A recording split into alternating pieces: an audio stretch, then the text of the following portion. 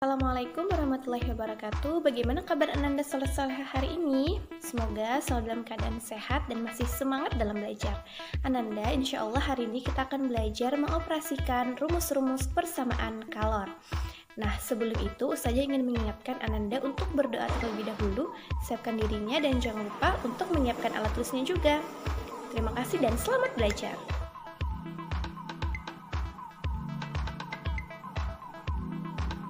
Tujuan pembelajaran kita hari ini menentukan nilai berbagai besaran dalam persamaan kalor, menjelaskan konsep asas Black, dan mengoperasikan rumus asas Black.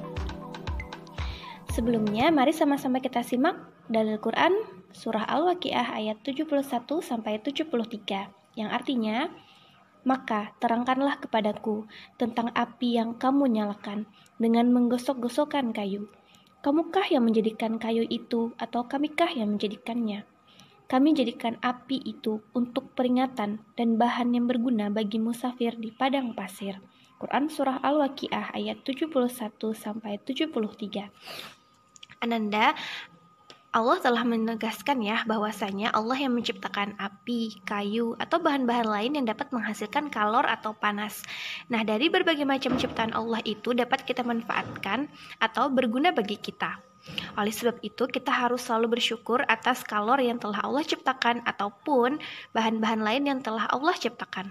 Nah, di pertemuan kali ini kita akan belajar mengoperasikan rumus-rumus persamaan kalor agar kita mengetahui dan kita bisa memanfaatkan berbagai perubahan kalor dalam kehidupan sehari-hari. Yang pertama, Ustazah akan menjelaskan tentang asas Black. Asas Black berbunyi, jika dua benda atau dua macam zat yang berbeda suhunya disentuhkan atau dicampurkan, maka zat yang suhunya lebih tinggi akan melepaskan kalor yang sama banyaknya dengan kalor yang diserap oleh zat yang suhunya lebih rendah. Jadi, seperti ini ya Ananda. Misalnya ada benda A dan benda B. Benda A mempunyai suhu atau kalor yang lebih besar dibandingkan benda B. Ketika mereka digabung, maka benda A akan melepaskan panasnya dan diberikan kepada benda B, sehingga kalor lepas sama dengan kalor yang diserap. Contoh sederhananya, misalnya kita mencampurkan air panas dengan air dingin, maka air panas yang dicampur dengan air dingin nanti akan melepaskan panasnya dan diberikan kepada air yang dingin, sehingga nanti mereka mempunyai suhu campuran antara suhu yang panas dan suhu yang dingin. Jadi besarnya kalor yang dilepas oleh benda yang lebih tinggi kalornya itu sama dengan kalor yang akan diterima oleh benda B yang suhunya lebih rendah. Seperti itu ya. Nah, ini adalah rumus kalor. Kalor dilambangkan dengan huruf Q besar dengan satuan joule. Seperti kemarin sudah Ustazah jelaskan ya. Ada joule, ada juga kalori. Nah, kemudian mencari kalor, rumusnya sama dengan massa benda dikali kalor jenis zat dikali perubahan suhu. Oke, sekarang kita lihat grafik rumus kalor ya. Ternyata di sini ada berbagai macam rumus. Tapi jangan khawatir, gampang kok untuk menggunakan rumusnya. Kita lihat grafik yang pertama di sini, dari mulai minus derajat Celcius dia naik ke 0 derajat Celcius. Ini adalah keadaan ketika air itu menjadi es batu ya. Di bawah 0 derajat Celcius air itu membeku. Sehingga ketika dia mengalami kenaikan suhu, kita menggunakan rumus ini, rumus kalor. Nah, sekarang kenapa Q2 ini punya rumus yang berbeda dengan Q1? Karena kita lihat suhunya sama, yaitu 0 derajat Celcius, tetapi kalor yang bekerja berbeda. Di sini adalah keadaan ketika es batu berada pada posisi 0 derajat Celcius. Apabila didiamkan, dia akan mengalami peleburan, sehingga berlakulah rumus massa dikali lebur zat atau kalor lebur suatu zat ya. Nah, ketika Q3 ini adalah grafik kenaikan suhu kembali dari 0 derajat Celcius menjadi 100 derajat Celcius. Karena ada yang namanya perubahan suhu, maka berlakulah rumus awal tadi. Oke. Nah, sekarang kita lihat ketika air berada pada posisi 100 derajat Celcius itu kita sebut dengan menguap artinya dia sudah mendidih ya, berarti dia akan mengalami proses penguapan, sehingga yang berlaku adalah rumus massa dikali uap zat. Jadi seperti itu. Apabila mengalami perubahan suhu lagi, dari 100 misalnya naik lagi suhunya, maka berlaku rumus awal pada rumus kalor, yaitu MC delta T. Oke, mudah-mudahan bisa dipahami dan mudah diingat ya. Rumus kalor MC delta T. Namun apabila mengalami perubahan wujud, yaitu mencair atau melebur, berlaku ML. Apabila mengalami penguapan, berlaku rumus MU. Nah, sekarang coba kita lihat contoh soal. Tuh, contoh soal. Ada 700 gram air dipanaskan dari suhu 10 derajat Celcius menjadi 60 derajat Celcius. Berapa banyak kalori yang diperlukan untuk memanaskan air tersebut apabila kalori jenis airnya 4200 Joule per kilogram derajat Celcius? Kita lihat ya, di sini dia mengalami perubahan suhu dari 10 menjadi 60. Nah, karena perubahan suhu tidak perubahan wujud, kita gunakan rumus Q sama dengan MC delta T. Langsung saja, massa bendanya 0,7 kg, hasil dari gram kita rubah ke kilo, kita kali dengan 4200 sebagai C, kemudian perubahan suhunya adalah 60 dikurang 10. Oke, tinggal kita kalikan aja semuanya ini. Nah, kenapa kita menggunakan rumus ini? Karena ini mengalami perubahan suhu ya. Pada suhu 10 sampai 60 itu air masih dalam keadaan cair, tidak membeku, tidak menguap. Nah, setelah kita kalikan, ini hasilnya. Jadi setelah kita kalikan 0,7 kali 4200 dikali 50 ya, hasilnya adalah 157.000 Joule, atau bisa juga kita menjadikan kilojoule, kita bagi 1000. Sekarang contoh selanjutnya, misalnya ada 300 gram alkohol dipanaskan dari suhu negatif 120 derajat Celcius menjadi negatif 50 derajat Celcius. Berapa banyak kalori yang diperlukan untuk memanaskan alkohol tersebut? Jadi ingat ya Ananda, kalori jenis setiap benda itu atau setiap zat berbeda-beda. Alkohol di sini ada 2400 Joule per kilogram derajat Celcius. Jadi tidak sama dengan air ya. Nah, sekarang langsung aja kita coba menghitungnya.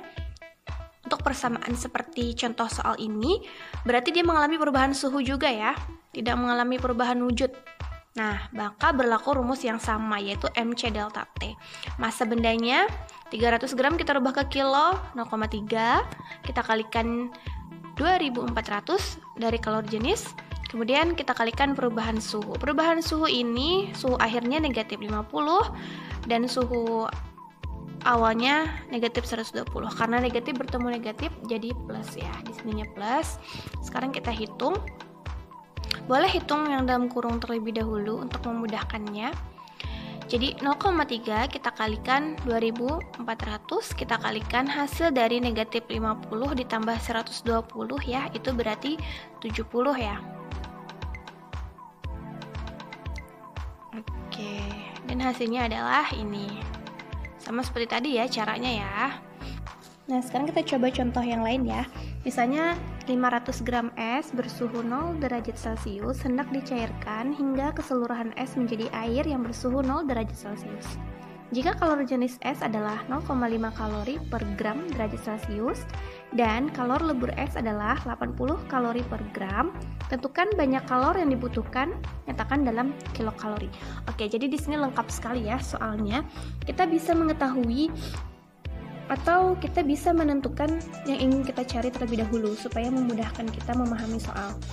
Oke, kita lihat di sini soalnya adalah menentukan banyak kalori yang dibutuhkan. Untuk apa? Untuk mencairkan keseluruhan es. Berarti di sini kita disuruh mencari banyaknya kalori yang dibutuhkan pada saat proses peleburan es. Oke, itu ya kata kuncinya. Jadi tinggal kita tulis saja yang diketahui, yaitu 500 gram es, berarti M sama dengan 500 gram. Karena kita ingin mencari peleburan, kita tinggal tulis kalor lebur es. Kita lihat di soal ini kalor lebur esnya adalah 80 kalori per gram, jadi cukup kita tulis itu saja.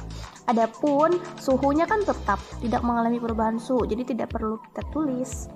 Kalori jenis esnya juga tidak terpakai karena kita tidak menggunakan rumus MC delta T, tapi kita menggunakan rumus M kali L, massa dikali lebur. Massanya kita bisa gunakan 500 saja gram, tidak apa-apa, karena kalori per gram. Oke, kemudian kita kalikan dengan L, yaitu dikali 80. Jadi 500 dikali 80 sama dengan 40.000 kalori. Tapi kita diminta menyatakan dalam kilokalori. Kalori kita rubah ke kilo kalori, tinggal kita bagi 1000 atau kita hilangkan nolnya 3, maka jawabannya adalah 40 kilokalori. Jadi seperti itu ya Ananda. Jadi pada intinya adalah apabila kita mendapatkan persoalan tentang rumus-rumus persamaan kalori ini, kita harus memahami betul soal yang disajikan. Apa yang ditanyakan? Apa kata kunci yang ada pada soal? Karena soal cerita ini biasanya panjang-panjang ya. Tapi kalau kita bisa menarik kata kunci, poin-poin yang ditanyakan dalam soal, apa saja yang diketahui dalam soal, rumus apa yang kita gunakan, insya Allah kita akan bisa menjawabnya. Karena rumus itu sebenarnya simpel saja untuk persamaan kalori ini ya. Tinggal dikalikan saja ataupun dibagi misalnya. Nah, jadi seperti itu. Nah, mari sama-sama kita tarik kesimpulan dari materi hari ini, seperti peta konsep berikut. Energi termal mengakibatkan perubahan suhu benda dan perubahan wujud benda. Apabila yang terjadi adalah perubahan suhu, maka berlaku rumus Q sama dengan M kali C kali delta T. Apabila mengalami perubahan wujud benda, misalnya melebur ataupun menguap, maka berlaku rumus berikut. Oke, semoga Anda bisa mengerti dan memahami tentang rumus-rumus pada persamaan kalor. Baik, demikianlah materi yang Ustazah sampaikan hari ini. Semoga Ananda bisa memahaminya dan bermanfaat bagi kita semua.